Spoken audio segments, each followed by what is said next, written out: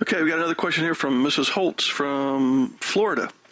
She says, I have a 26-year-old son, high functioning. He was in college for a semester, had a part-time job in addition to going to school full-time, has recently returned home and is doing very little other than watching TV and playing video games. He seems terribly unmotivated to find employment or continue his education. If I could have one tip to get him motivated to move out and get busy with life, what would it be? Well, if I could only give you one tip, it would be this. Make it more uncomfortable to depend on you than to launch into adulthood.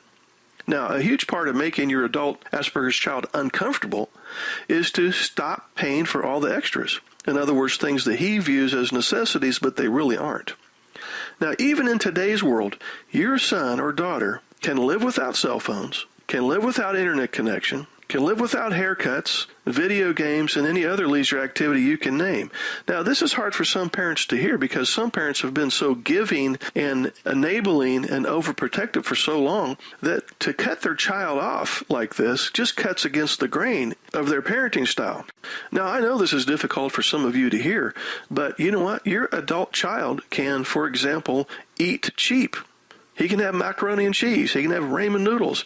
I know that's not as good as mom's good old-fashioned roast beef, potatoes, and carrots and biscuits, but he can eat cheap. He can take the bus if he can't afford a car or insurance. If he doesn't have money for cigarettes and alcohol, he can do without them. If he doesn't have money for clothes, he can go to the Salvation Army or the Goodwill. Now, I know this sounds like terribly tough love, but you know what?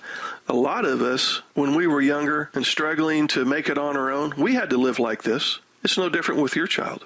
A few months of eating food out of a box and not having any money for cigarettes and not having an internet connection or a cell phone, your son just might decide to go get a job.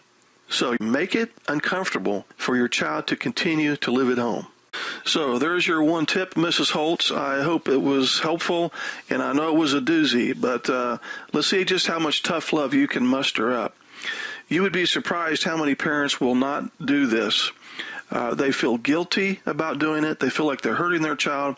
And you would be shocked at how many cases that I deal with where the adult child with Asperger's syndrome or high-functioning autism is actually not only mooching off of mom and dad, but this adult child is also being verbally and in some cases physically aggressive to the parents. So you do not need to feel guilty about employing some tough love here.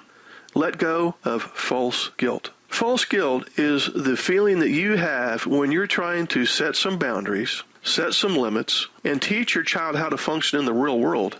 But in the back of your mind, you're worried that you're hurting your child, that you're making a bad problem worse, that you're a bad parent, that you should do better, that you should be ashamed for setting these types of boundaries. All of that is false guilt that will keep you stuck right where you're at. In some situations, adult children with Asperger's and high-functioning autism have literally worn out their welcome by taking and taking and taking from the parent without giving anything back in return. So you don't have to feel guilty about moving your child into independence so that you can have your own life back. You have the right to enjoy peaceful evenings in your own home. You have the right to have the environment you want in your house.